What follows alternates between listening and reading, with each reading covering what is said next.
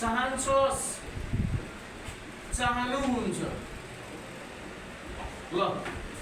त चाहन्छ चाहन्छु चाहन्छौको लागि हामीले वुड लाइक टु पनि प्रयोग गर्छौं वुड लाइक टु पनि प्रयोग गर्छौं ठीक छ त्यस्तै गरी वुड लाइक टु को सट्टामा अब आज हामी पढ्छौं वान्ट र वान्ट्स है subject want wants to verb object Nepali वाक्यको अन्तमा चाहन्छ चाहन्छु चाहन्छौ चाहन्छिन् चाहन्छस् चाहनुहुन्छ अब हामीले यहाँ सब्जेक्ट वाच गर्ने हाम्रो सब्जेक्ट के छ आई वी यु त्यससँग हामी वान्ट प्रयोग गर्ने त्यसै गरी he C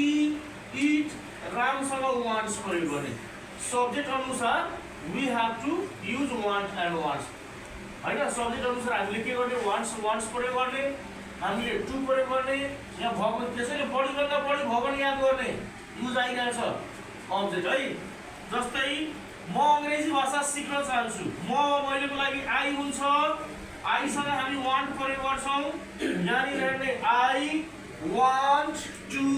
learn English language I want to learn English language हैन म अंग्रेजी भाषा सिक्न चाहन्छु